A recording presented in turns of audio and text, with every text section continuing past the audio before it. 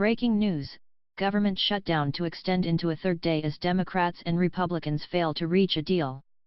The government shutdown will extend into a third day after Republicans and Democrats failed to reach a deal on Sunday night. In an olive branch to the Democrats, Senate Majority Leader Mitch McConnell said he would seek to bring forward legislation involving the Deferred Action for Childhood Arrivals, DACA, if enough Democrats vote to reopen the government.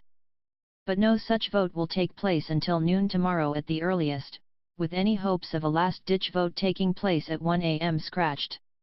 President Donald Trump is yet to react to the news. Should these issues not be resolved by the time the funding bill before us expires on February 8, 2018, assuming that the government remains open, it would be my intention to proceed to legislation that would address DACA, border security, and related issues, McConnell said from the Senate floor. It is also my intention to take up legislation regarding increased defense funding, disaster relief, and other important matters. Importantly, when I proceed to the immigration debate, it will have an amendment process that is fair to all sides. McConnell and Democrat Chuck Schumer are continuing to negotiate but are yet to reach a path forward, Schumer said, according to Politico. It comes after Senator Lindsey Graham predicted Sunday afternoon that there could be a breakthrough in sight, as he joined a bipartisan group of senators to negotiate the end to the government shutdown. If there's going to be one, it will be tonight, Graham, a South Carolina Republican, said. Graham told reporters that he believed the Senate could pass a continuing resolution to fund the government for 3 weeks, with an understanding from Senate Majority Leader Mitch McConnell that the upper chamber would then tackle immigration issues in the weeks ahead as part of a more long-term funding solution. Negotiations had been at a standstill, with Democrats saying they wouldn't reopen the government until an immigration deal was edged out. Republicans, including those at the White House, said they wouldn't negotiate on immigration until the government reopened. At 1 p.m. on Sunday, the Senate came back into session, with McConnell and Senate Minority Leader Chuck Schumer trading barbs and assigning blame for the shutdown on the Senate floor. Later in the day they met, with a vote still scheduled for 1 a.m. Monday night. This shutdown was a political miscalculation of gargantuan proportions, McConnell huffed. But it doesn't need to go on any longer. It could stop today. Let's step back from the brink, the top Senate Republican implored. Let's stop victimizing the American people and get back to work on their behalf. McConnell put the blame for the shutdown squarely on Schumer's shoulders. He shut down the government to appease a portion of his party's left-wing base. Makes you shake your head, the Kentucky Republican said. Who comes up with ideas like this? When it was Schumer's turn to take the floor, he assigned blame to President Trump. The congressional leaders tell me to negotiate with President Trump. President Trump tells me to figure it out with the congressional leaders. This political catch-22, never seen before, has driven our government to dysfunction, Schumer said. Schumer was the last lawmaker to get face time with the president before the shutdown, which kicked off at midnight on Friday. The New York Democrat had lunch with the president on Friday and thought they had almost gotten to a deal.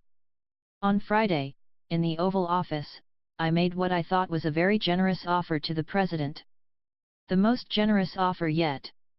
The president demanded for months that a deal on DACA include the wall, Schumer said.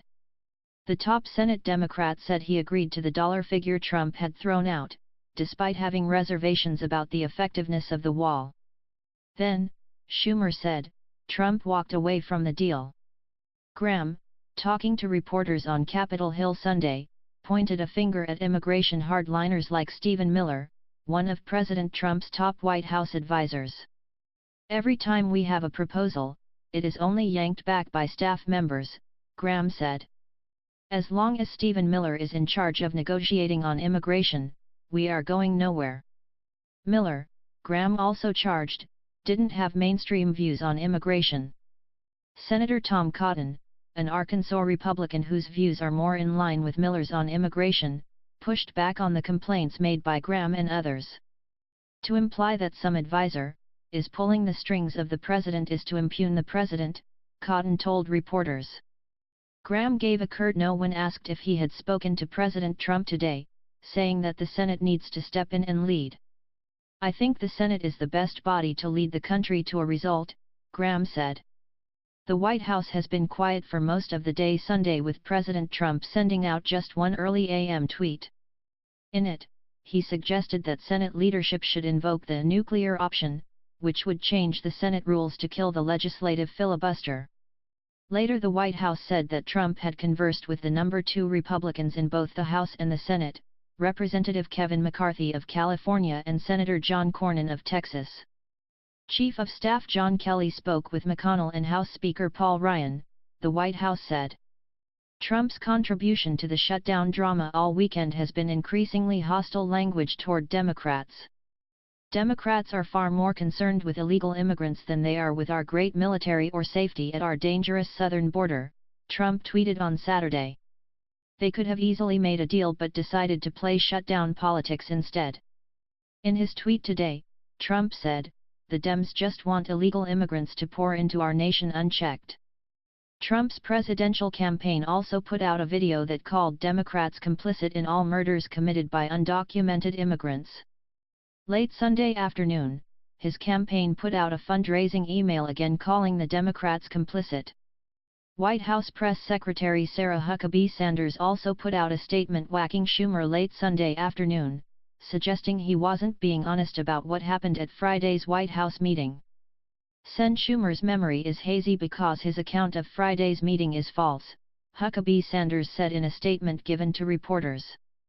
"And the president's position is clear: we will not negotiate on the status of unlawful immigrants while Senator Schumer and the Democrats hold the government for millions of Americans and our troops hostage."